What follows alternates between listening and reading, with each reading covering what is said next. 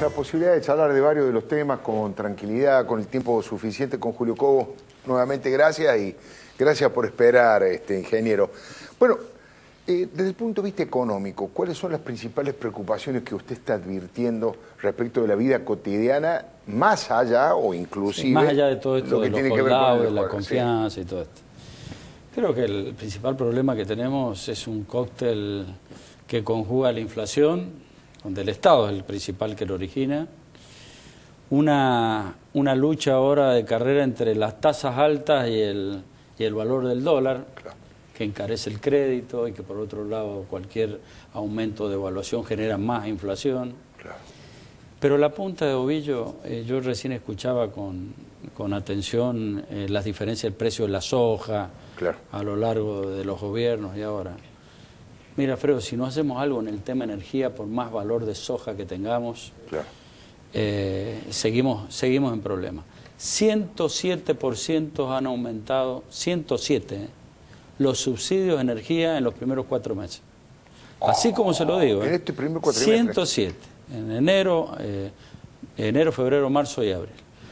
Todos los recursos aduaneros, por más que especulemos, liquidar, no alcanzan a pagar los subsidios de energía y el transporte. Tenemos los primeros 4 meses 40.000 millones de recaudación de recursos aduaneros, 50.000 millones en subsidios, fundamentalmente 70% que se ve energía. Así que si no tomamos con atención este tema, es gravísimo, porque no solo origina el tema del déficit de la balanza comercial, claro, que ha originado restricción de importaciones, cepo al dólar por el tema de energía. Claro. Ahí pensó todo este despiole, claro, de la industria inmobiliaria, del turismo, de la industria automotriz. Ahí está la clave del problema. Y por ahí veo que no se termina de ver. Hasta ahora estábamos hablando de que el agujero energético para este año iba a ser de alrededor de 12.000 millones de dólares. 12.000 fue el del año pasado. Este año me parece que va más. Con esto que usted está contando, que hay un crecimiento en el primer Lo que pasa es que son dos problemas. La diferencia de dólares y después los subsidios, porque importamos un valor alto y para dárselo a Camesa, claro, utilizamos Enarsa, que es la empresa, entre comillas, nacional, que para lo único que sirvió para importar combustible. Hay que subsidiar para que no llegue al bolsillo el valor que corresponde. Entonces, menos dólares y a su vez más plata para subsidiar al tema energía. Ahí tenemos un problema. Por eso en los gobiernos hasta el 2000 no teníamos déficit de energía. Claro. Ahora tenemos un problema adicional, déficit fiscal, inflación y el tema energético que no está solucionado. ¿Y de qué manera cree que el tema vaca muerta, eso va a tardar bastante? Eso es una parte, pero vaca muerta, que eso va lento, y necesitamos fuerte inversión. No está con Chevron, que eran minas, eran chirolas para explotar esto. Y además todo este tema con los buitres complejiza todo esto. Pero tenemos que pensar en un país en serio, en largo plazo, y empezar a cambiar la matriz energética. Claro. 70% se quema para transformarnos en energía eléctrica. Por más que tengamos vaca muerta y todo es más combustible que necesitamos, sea en gas o sea en combustible líquido. Claro. Entonces, este es uno de los problemas estructurales. Yo digo, tenemos 2 problemas estructurales grandes en Argentina: la energía y la educación. Claro. Claro. Estos 2 temas nos va a llevar tiempo, pero hay que empezar desde ahora, ¿no? Y el tema educativo, ¿cuál cree usted que son los principales déficits que encuentra? Hay 2 problemas. Sí. Primero, que tenemos que cumplir con la obligatoriedad. Nos hemos dado cuenta que tenemos 1,5 millones de chicos fuera del sistema educativo. Tenemos que crear una cédula escolar que le permita al Estado saber en qué situación académica está el chico. Si cumple 5 años y si no está en la escuela, hay que ir a buscarlo. Tiene que haber una ley de paternidad escolar responsable. Los juzgados de familia tienen que velar por la escolaridad de los chicos. Ese es el Estado garante que queremos, claro, de los derechos. ¿En Santa Fe algo se está haciendo respecto de ir a buscar a los chicos? Bueno, he hablado con el intendente. Bueno, claro, nosotros ya tenemos media sanción en Mendoza a la cédula escolar. Ya presenté yo el proyecto acá a nivel nacional, duerme en la Comisión de Educación. Pero tenemos que hacer obligatoria la educación, sabiendo que es un derecho, pero una obligación del chico estudiar. Claro. Y del padre mandar a sus hijos a la escuela. Entonces, primero cumplamos con la obligatoriedad. Seguro. Con planes para los que están fuera del sistema específico. Si nosotros creemos que por darle 600 pesos a los chicos, sino vea lo que está ocurriendo en los centros de educación del adulto con este tema.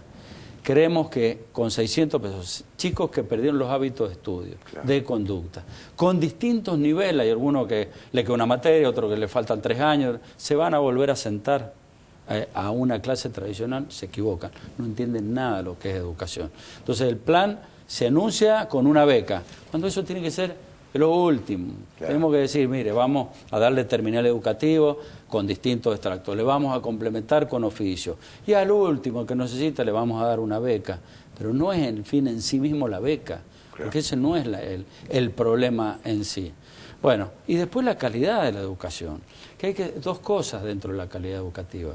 En los años 90 se vació de contenido la educación argentina. Había tantos planes de estudio como escuelas, con esto de la libertad, vaciando de contenido materias de formación como historia, geografía, lengua, matemática, física. Hay que volvemos a la primaria y secundaria y no se ha tocado la currícula en ese sentido. Claro. Y después la capacitación al docente. Tenemos que volver a capacitar y evaluar, pero evaluar en serio, para corregir, para saber en qué nivel estamos. Resulta que nos da mal las pruebas y decimos esas evaluaciones no sirven para nosotros. Le sirve a todo el mundo, nosotros que queremos internacionalizarnos con el Mercosur, con todo, y decimos que los exámenes que se toman no se adecúan al modelo educativo del país. Nos estamos engañando, como nos engañamos con el INDEC, nos hemos engañado con la educación. Estaba pensando, ingeniero, usted es consciente, yo comparto que energía y educación son dos claves hacia el futuro. Ahora es consciente que son temas poco sexys para el ciudadano común, para explicar que tardan tiempo, que no se ven. Es una apuesta no demagógica, pero la responsabilidad de un dirigente es justamente estar un poquitito más allá de la coyuntura y ver el largo plazo, porque la verdad que si no es descuidar un tema que sí es de fondo en nuestro país. Mire Estados Unidos cómo está apostando a la soberanía energética en serio, que va a ser fundamental.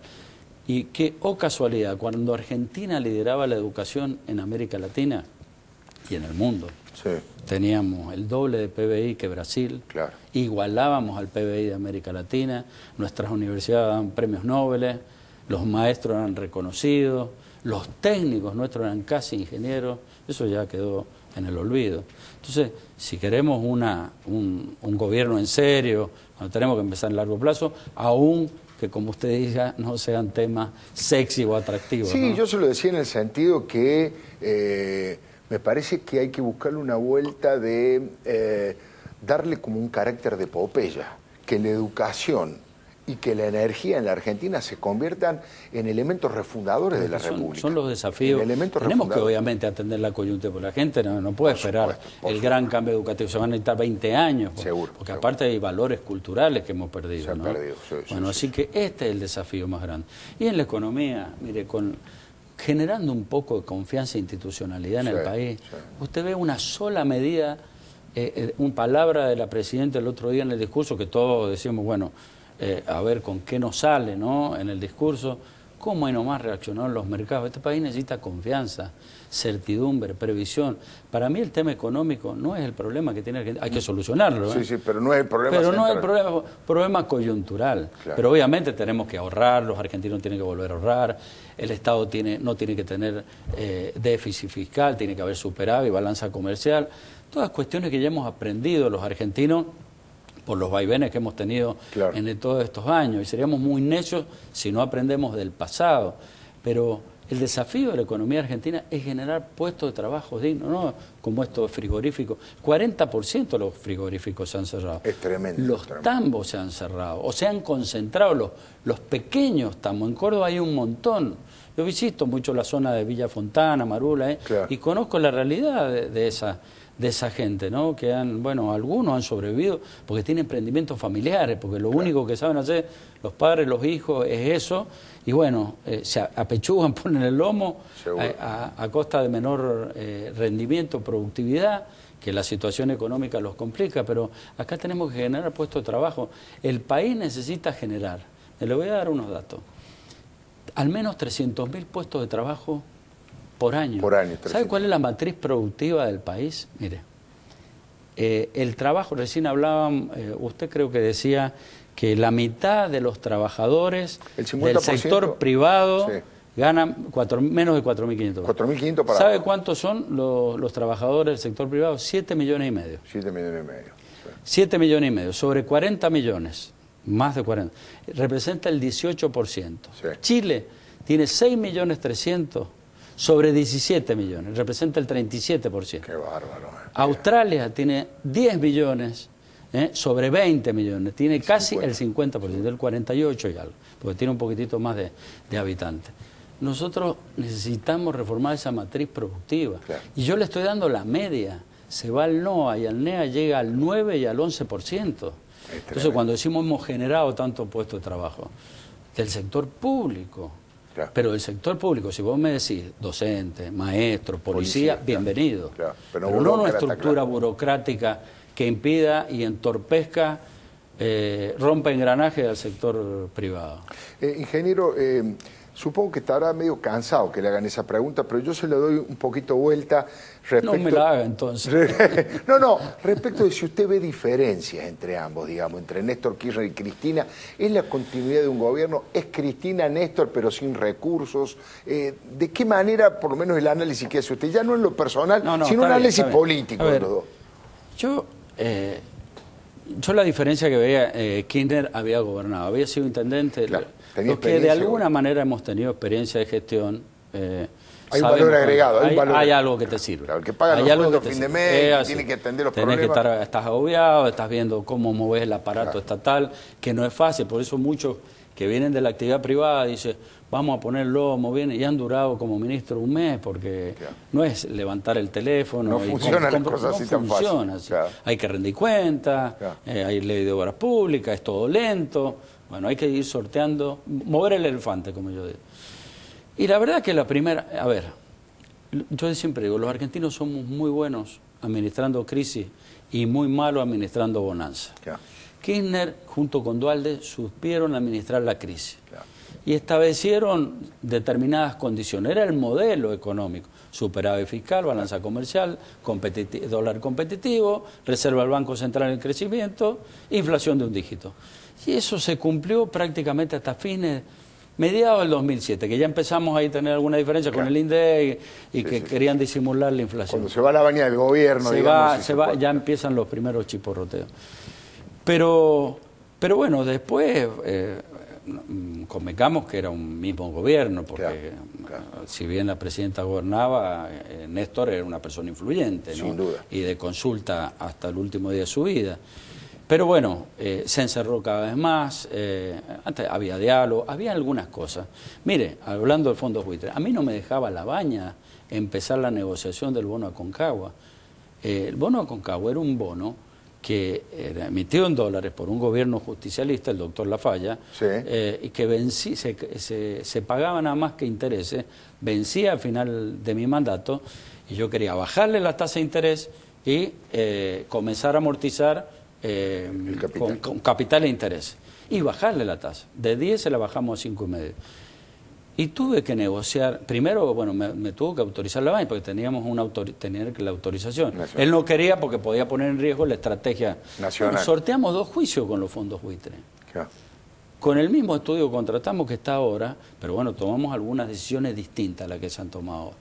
Y eso le permitió después avanzar en la negociación. Así que siempre la experiencia da un valor agregado más, y me parece que eso es lo que tenía Néstor. Yo creo que si Néstor hubiera sido presidente, el conflicto del campo no le pasaba. No le pasaba. No le pasaba.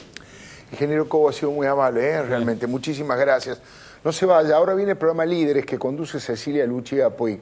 Va a entrevistar a un gobernador, muchos dicen que también va a ser uno de los precandidatos a presidente por el peronismo, por el Frente para la Victoria, el gobernador de Salta, Juan Manuel Urtubey. Cecilia Lucía Puig, ahora, después de la pausa, no se vaya. Le doy mi palabra y lo espero el próximo martes. Gracias.